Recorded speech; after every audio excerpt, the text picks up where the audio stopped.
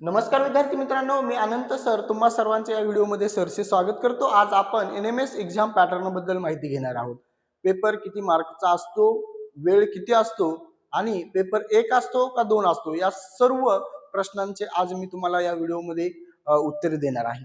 सर्वप्रथम आपण बघूया एकूण पेपर्स किती असतात, म्हणजे पेपरची संख्या किती असते। मुलांनो, या परीक्षेमध्ये पेपरची संख्या 2 असते।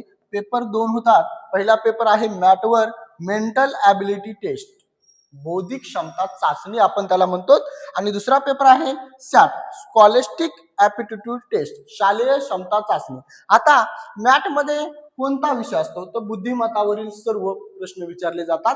मी तुम्हाला हे सुद्धा सांगणार आहे की बुद्धिमत्ता किती मार्क्ससाठी असते आणि सॅट पेपर हा किती मार्क्ससाठी असतो। मुलांनो, बुद्धिमत्तामध्ये तुम्हाला किती प्रश्न असतात आणि किती गुणासाठी असतात हे सुद्धा मी तुम्हाला या व्हिडिओमध्ये सांगणार आहे। मुलांनो, प्रश्न आणि गुण मी तुम्हाला सांगणार आहे। बघा, पेपर पहिला आणि पेपर दुसरा प्रश्न असतात मुलांनो, बुद्धिमत्तामध्ये 90 आणि 90च गुण असतात आणि 90च मिनिटे वेळ असतो।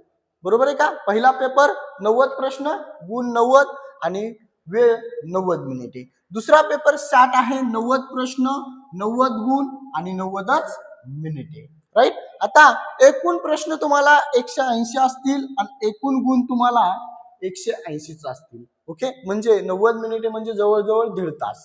मी तुम्हाला हे सुद्धा सांगणार आहे बाळांनो की तुम्ही पास किती मार्क्स वर होताल, किती गुण घेतल्यावर तुम्ही पास होताल। ओके, बघा पुढे आपल्याला दिले बाळांनो मॅट मध्ये काय येते। मॅट मध्ये काय येते? मॅट मध्ये बुद्धिमत्ता आणि लॉजिकल प्रश्न असतात। मॅट मध्ये बुद्धिमत्ता आणि लॉजिकल प्रश्न असतात। त्याच्यामध्येच जास्तीत जास्त प्रश्न कोणत्या चॅप्टरवर, कोणत्या धड्यावर पडतात हे सुद्धा मला सांगायला आवडेल। संख्या मालिका, नंबर सिरीज, कोडिंग, डिकोडिंग। तिसरा आहे वर्गीकरण, त्याला आपण क्लासिफिकेशन म्हणतो। आकृत्यावरील प्रश्न, डायग्राम्स, दिशा, ज्ञान, अशा बरेच प्रश्नावर तुम्हाला, अशा बऱ्याच धड्यावर तुम्हाला प्रश्न एनएमएस परीक्षेमध्ये विचारले जातात। आज आपण एनएमएस एक्झाम पॅटर्न मध्ये सर्व प्रश्नांचे तुमच्या उत्तर मी देणार आहे। पुढे वळूया आपण। बाळांनो, आपल्याला दिलंय सॅट। सॅट म्हणजे मध्ये काय येते? सॅट मध्ये काय येते बाळांनो? सॅट मध्ये शालेय विषय असतात, म्हणजे तुम्हाला जे शाळेमध्ये विषय शिकवले जातात तेच तुम्हाला सॅट मध्ये प्रश्न, त्याच्यावरच सॅट मध्ये प्रश्न विचारले जातात। त्याच्यामध्ये गणित आहे, विज्ञान आहे आणि सामाजिक शास्त्र आहे। गणित, विज्ञान, सामाजिक शास्त्र म्हणजे इतिहास, भूगोल आणि नागरिक शास्त्र। इतिहास, भूगोल, नागरिक शास्त्र ते 3 विषय, हे 4 आणि 5। 60 हा 90 प्रश्न येतात, 90 गुणासाठी आहे आणि 5 विषय त्याच्यामध्ये इन्क्लूड केलेले आहेत, हे सुद्धा लक्षात असू द्या। पुढे आपल्याला दिले बाळांनो, पास होण्यासाठी किती गुण लागतात? बरोबर आहे का? तुम्हाला मी म्हटलं होतं की पास होण्यासाठी किती गुण लागतात। आता जनरल कॅटेगरी म्हणजे ओपन कॅटेगरीच्या मुलांना 40 टक्केवारी लागते। किती टक्केवारी लागते? 40 टक्केवारी।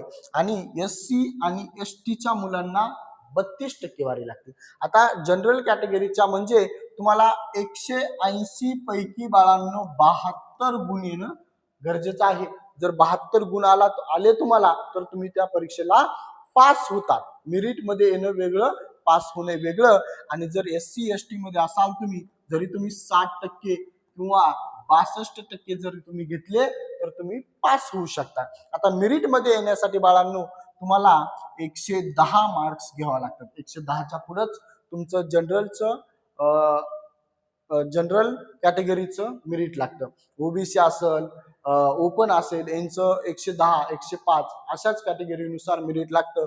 आणि एससी आणि एसटीचं मेरिट लागतं 70, 80, 90 या दरम्यानमध्ये। ओके, तुम्ही मला कोणत्या कॅटेगरीमध्ये आहात ते कमेंट करून नक्की सांगा। बघा, महत्वाचे सांगायचे तुम्हाला, जे विद्यार्थी ही परीक्षा पास होतात त्यांना दरवर्षी शिष्यवृत्ती स्कॉलरशिप मिळते। जर तुम्ही मेरिट मध्ये आलात तर तुम्हाला दरवर्षी स्कॉलरशिप मिळते। तर स्कॉलरशिप किती असते बाळांनो? 48,000 रुपये स्कॉलरशिप मिळते तुम्हाला। किती मिळते स्कॉलरशिप? 48,000 रुपये। म्हणजे 4 वर्षाचे 48 मिळतात। दरवर्षी तुम्हाला 12,000 रुपये मिळतात। 4 वर्षाचे 48,000 रुपये तुम्हाला स्कॉलरशिप मिळते। बघा, जर तुम्हाला NMS ची पूर्ण तयारी करायची असेल तर आपण नियमितपणे आपल्या चॅनलवरती व्हिडिओ अपलोड करत असतो.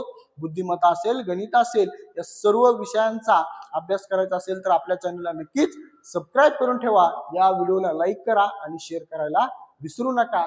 आपण भेटूया पुढील व्हिडिओमध्ये. तुम्हाला कोणत्या प्रश्नाची अडचण असेल तो प्रश्न तुम्ही फक्त कमेंट करून सांगा, मी त्याचं नक्कीच उत्तर द्यायचा प्रयत्न करेन. तोपर्यंत धन्यवाद.